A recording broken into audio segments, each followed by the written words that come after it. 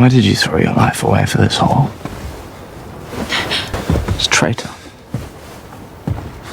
The dragon will never lose.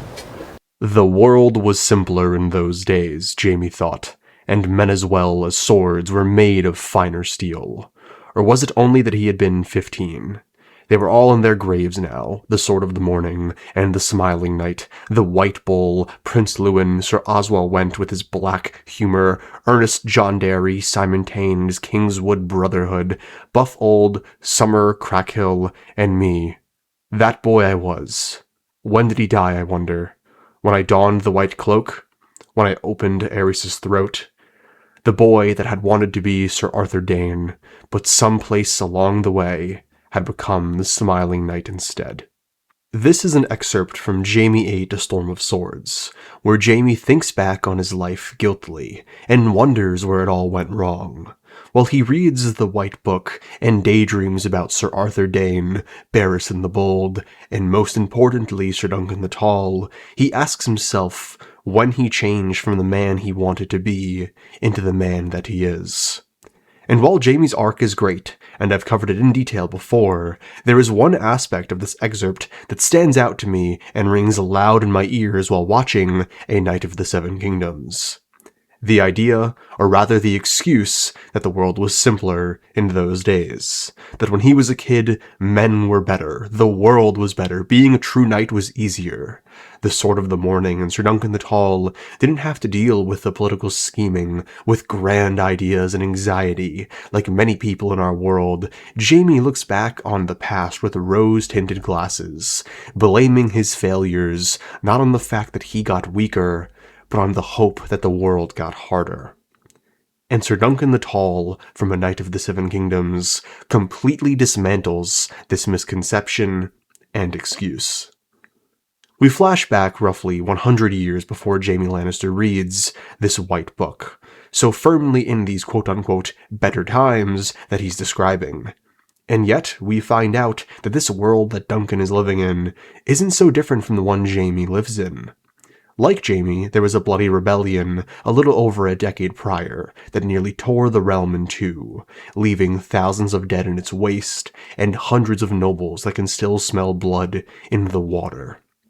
The first Blackfire Rebellion, one that changed the world forever, and defines the backdrop for A Knight of the Seven Kingdoms. We find out that Sir Duncan the Tall isn't some man with an easy life, where knighthood just falls into his lap. Quite the opposite, in fact. Sir Duncan spends his life without a roof over his head, freezing in the rain, eating tasteless food, and always going hungry. Dunk in birth comes from Flea Bottom, a nameless bastard who stole and had no direction. Sir Duncan the Tall spends his childhood and early adult life with every single odd possible stacked against him. Throughout the Hedge Knight, he thinks about doing certain things, joining a watch, whoring, leaving this hard life behind for the sake of something more tangibly profitable but less honorable. There is nothing simple about his life. There is nothing easy about Sir Duncan the Tall's decisions. His choice to be an honorable man and a true knight isn't made because it's the easy decision to make. Quite the opposite, in fact. He chooses the harder path, one that nearly gets him killed many times for what most would deem to be issues not worthy of one's time. And no moment better showcases this fact, the hardships of Duncan's choices, than the events of Episode 3, where he intervenes with a prince's cruel form of justice, for nothing more than the sake of looking out for a fellow person, to defend the weak and innocent as any true knight should. Any rational person can see why no one else stepped in but Dunk. This is Aerion Brightflame, a prince of the realm, a Targaryen with violet eyes and silver hair, one closer to God than a man. Defiance of any kind would be met with punishment. Speaking out may lose someone a tongue. Laying hands on him will mean the loss of that hand. And striking him with malice would mean certain death. The logical person wouldn't even bother, and I don't know if I could blame them. I couldn't say what I would do in that situation. To risk so much for one person you barely know? But not Dunk. Sir Duncan the Tall moves his feet and takes action without a moment's hesitation. In his simple and good mind, all he sees is a person in need. No more and no less. An innocent person with their back against a wall, being tortured unjustly. And so he risks everything, throwing away his own life for the sake of another. Aerion Brightflame is so taken aback by the absurdity of this action that he flat out asks him blankly why he would do such a thing for someone he doesn't even know. This action is so anti-Westeros, so against the times, so noble that the nobility themselves can't even understand it. This was a difficult and dangerous decision that most people wouldn't commit to, but not Dunk. He just simply moves, and it nearly costs him his life. Because of this decision, Dunk is locked up and forced into a trial of 7, a trial where he will be forced to fight for his life. And from this point on, spoilers for episodes 5 and 6, you have been warned. A fight that will nearly kill him and take so much out of him that he nearly loses himself in the madness. But yet again, he somehow finds a way to rise above it. An aspect of warfare that George R. R. Martin explores in the main series is the idea of bloodlust, how adrenaline and rage that comes with war overpowers even the strongest of men, how it can break them, strip them down to their most animalistic. In the heat of battle, chivalry, valor, justice, kindness, everything that you think you are is taken away, and all that's left behind is a beast, a wounded animal willing to do anything to survive. Jaime explains that this feeling is what gave him such incredible battle prowess, that when it came upon him, he would become untouchable, a man who could kill another with a single slash without a second thought. It becomes addictive for him at times, almost like a drug, a music in his ears, a rush that can't be explained.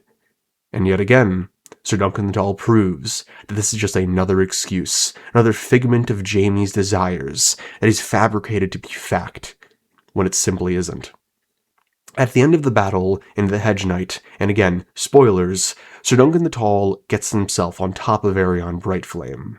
He destroys his helm, takes his shield from him, and beats the ever-living piss out of him. Dunk thinks that Aerion and his privilege have learned to fight with sword and lance atop a horse, that Aerion may have fought and beaten Sir Duncan the Tall, but Dunk of Fleabottom was a very different story. Aerion had never been down in the mud with another man crashing down on top of him. He had never felt a male strike his face with such rage and determination. And after Dunk smashes his helm to smithereens, he rips off Aerion's visor and looks into his violet eyes and sees something he hadn't seen from Aerion before. True, honest-to-God fear. And Dunk, much like Jaime, smells the blood in the water. Thinking about what he did to Tenzel, what he's done to Dunk, the blood sticking to his face, Dunk looks down at those violet eyes and thinks about pulling one out of its socket and squishing it like a grape. But as quick as that thought enters his mind, it leaves, with Dunk simply thinking, but that would not be knightly. My point with saying all of this is, Jaime Lannister is fundamentally wrong about the past, about what makes a good knight and a good person. Sir Duncan the Tall proves that in this world there has never been an easy time to be a good knight, to be a good man, to stand up for the little guy and stick your neck out for another. That the world is hard and has always been this way. That decisions of valor and bravery have never been easy, and that's what makes them courageous.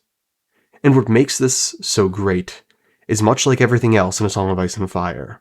This lesson that Jaime learns the hard way, and that Duncan teaches in A Knight of the Seven Kingdoms, aren't just ideas in the Westerosi vacuum, but apply broadly to our own world as well.